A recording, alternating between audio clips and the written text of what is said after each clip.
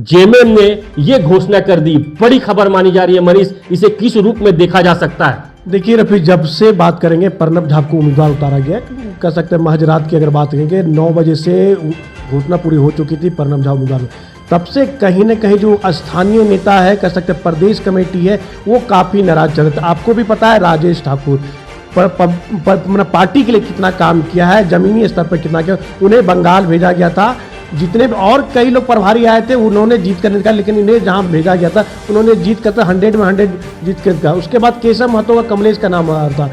सब लोग का एक ही काम कहना है रफ़ी की जो 40 साल 50 साल से कांग्रेस का झंडा ढोर है, आखिर वो कहाँ कहना है। मतलब जो जानकारी मिल रही है कि कल जो डिसीजन लिया गया कांग्रेस के तरफ से, जिस नाम की घोषणा की गई, एक न कहीं ना कहीं ये बात भी आपने सही कहा कि कांग्रेस के अंदर खामे में है, उनको लेकर के नाराजगी है। दूसरी बात जो आप बता रहे हैं, जो बैजनाथ राम ने भी कहा कि ये सारी चीजें राय मशविरा चाहे हेमंत सोरेन हो या जेएमएम से कांग्रेस ने नहीं किया था। बिल्कुल बिल्कुल। देखिए आपको भी पता है जो प्रभारी के राजू है, तेलंगाना का डिप्टी सीएम है, वो मुख्यमंत्री से मिलने गए थे, लेकिन उस समय मुख्यमंत्री ने कहा 2 दिन का समय लिया गया था, लेकिन 48 घंटा क्या कहता था, 56 घंटे बीत चुके, तो उन्हें किसी तरह का कोई इंफॉर्मेशन नहीं दिया गया, कोई इंडिकेशन नहीं दिया।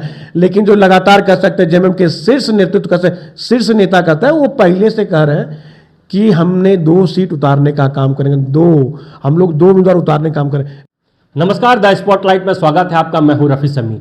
झारखंड में इस वक्त बड़ी खबर सामने आई है। जी हां, झारखंड में कांग्रेस और जेएमएम महागठबंधन की जो धार थी वो तार तार हो गई है। जी हां, एक तरफ जहां दावा किया जा रहा था कि महागठबंधन हमारी पार्टियां हैं और मिलजुल करके हम चुनावी मैदान में उतरते थे, उतरते हैं, उतरते रहेंगे, सारे दावे राज्यसभा चुनाव होने से पहले खोखले नजर आ रहे हैं। कल ही गुरुवार देर शाम जैसे ही कांग्रेस ने एक सीट पर अपने उम्मीदवार प्रणब झा के नाम की घोषणा की, ठीक शुक्रवार को हम कह सकते हैं आनन फानन में कांके रोड स्थित मुख्यमंत्री आवास में झारखंड मुक्ति मोर्चा की उच्च स्तरीय बैठक हुई, जिसमें हेमंत सोरेन ने नेतृत्व किया और उनके साथ साथ तमाम मंत्री और विधायक जेएमएम के मौजूद रहे और सहमति बनी कि राज्यसभा चुनाव में जेएमएम दोनों उम्मीदवार दोनों सीटों पर चुनाव लड़ेगी। बड़ी खबर है, कहीं ना कहीं इस खबर से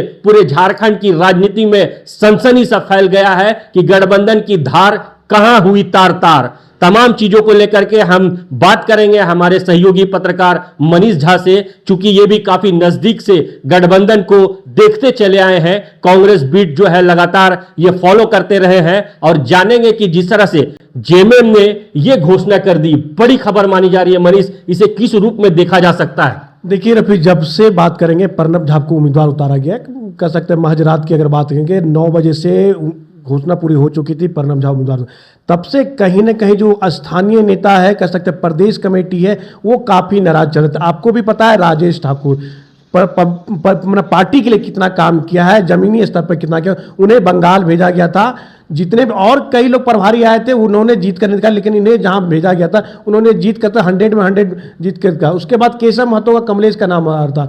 सब लोग का एक ही काम कहना है रफ़ी की जो 40 साल 50 साल से कांग्रेस का झंडा ढोर है, आखिर वो कहाँ।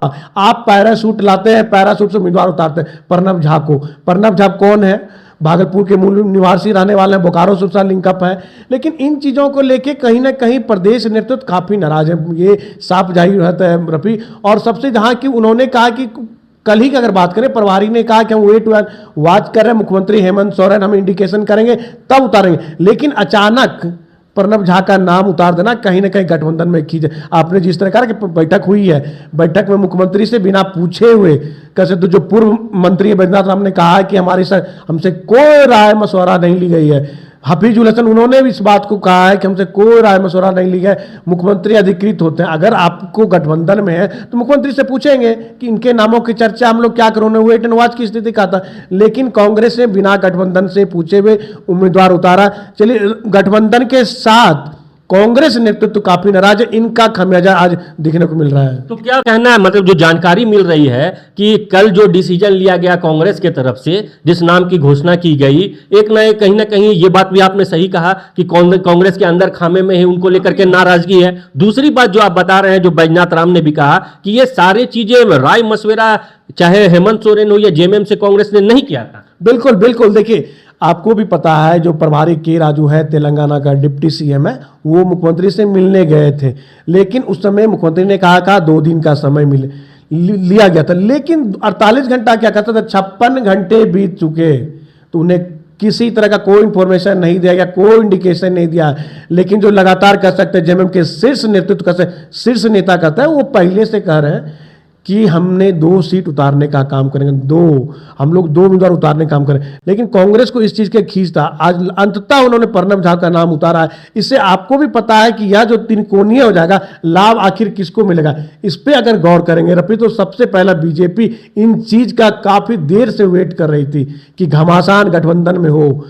4 विधायक मान के चलिए कांग्रेस उतारती है तो कांग्रेस पास सिर्फ 16 विधायक हैं, 4 है आरजेडी के पास, वाम दल, तो बीजेपी ऐसे लोगों को चिन्हित करेगी जो काफी नाराज चल रहे हो। कहीं ना हो कि बीजेपी अब ट्राइबल फेस उतारने का काम करे, क्योंकि ट्राइबल फेस के नाम से उतारने सिर्फ झारखंड है, कहीं ना वो प्रणब झा को उतारा है, लगातार कह रहे हैं कि नहीं जनरल कोटे से आ रहे हैं, क्योंकि लगातार आवाजें भी कह रही थी कि नहीं कांग्रेस को भी कोई ट्राइबल को मौका देना चाहिए। इन चीजों का खमियाजा तो कांग्रेस को भुगतना पड़ेगा इस बार। वाकई में इन चीजों का खामियाजा कांग्रेस को भुगतना पड़ेगा। और आपने देखा कि जिस तरह से स्ट्रैटेजी अपनाई गई, जो बातें सामने होकर के आई, वो कहीं ना कहीं नुकसानदेह दिख भी रही है, आने वाले समय में दिखेगी। और स्पॉटलाइट ने आपको दिखाया कि भारतीय जनता पार्टी के जो नेता थे, भारतीय जनता पार्टी के जो प्रवक्ता थे, उन्होंने साफ कहा था पहले ही कि हम चुनावी मैदान में उतरेंगे, लड़ेंगे और जीतेंगे भी। कहीं ना कहीं उनके दावे साफ क्लियर होते जा रहे हैं। यहां एक बात और जानने की कोशिश करूंगा कि जो गठबंधन में अभी तकरार दिखे हैं, ये तकरार क्या कह सकता है मनीष, क्योंकि कई दिनों पहले ये बातें चल के आ रही थी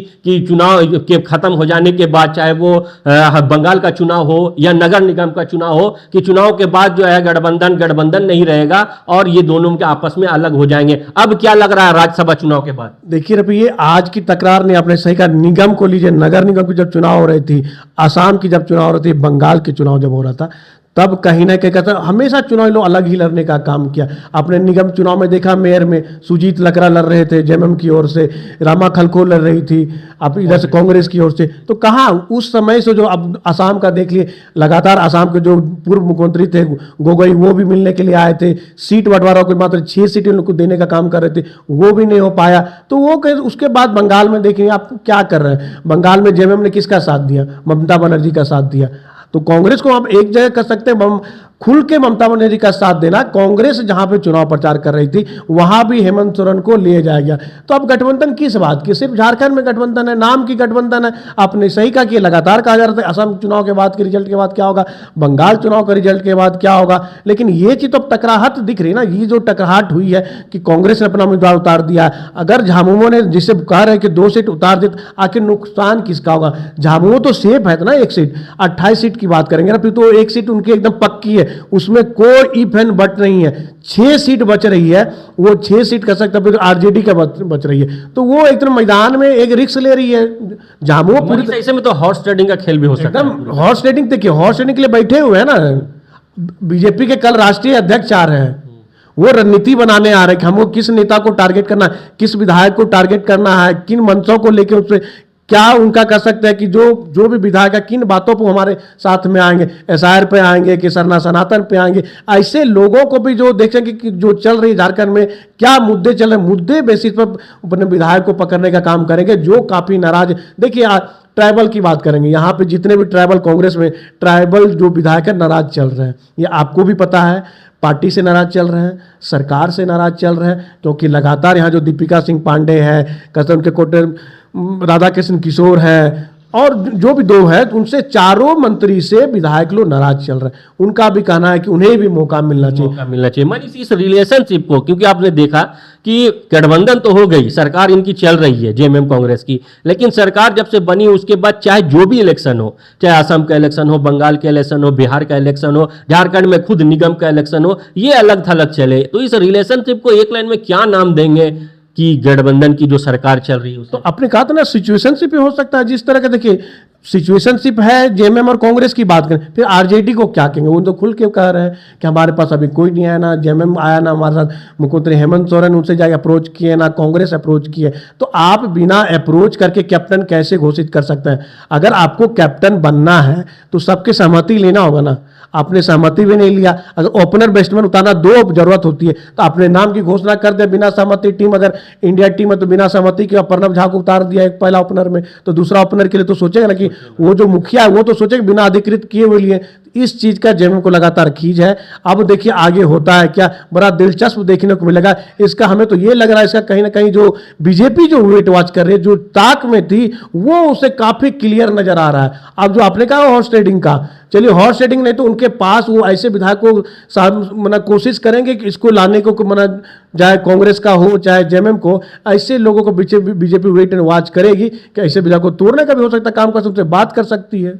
वाकई में बड़ा राजनीति जो है वो देखने को मिल सकता है झारखंड में, लेकिन कहना गलत नहीं होगा। जैसा कि हमारे सहयोगी मनीष ने भी बताया कि के राजू ने मुख्यमंत्री हेमंत सोरेन से मुलाकात करने के लिए समय मांगा था, उनसे मुलाकात हुई और इन सब विषय पर डिसीजन लेने को लेकर के सीएम हेमंत सोरेन को उन्होंने कहा था।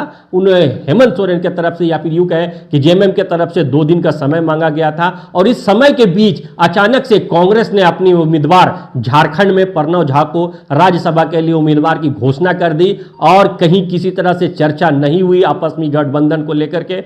ठीक उसके बाद शुक्रवार को जेएमएम ने भी तगड़ा छक्का मारा है। अब देखने वाली बात होगी कि ये तकरार या फिर यूं कहे कि झारखंड में गठबंधन की जो धार है वो जो तार हो रही है, इसका असर कहां तक जाता है। क्या चुनाव के बाद ये पूरे गठबंधन बिखर जाती है या फिर इसी सिचुएशनशिप में ये गठबंधन चलेगी। लेकिन कहना गलत नहीं होगा कि आपसी लड़ाई में, आपसी मतभेद में फायदा सीधे सीधे उनको पहुंच रहा है जो हकदार नहीं थे, जिनके पास आंकड़े नहीं थे।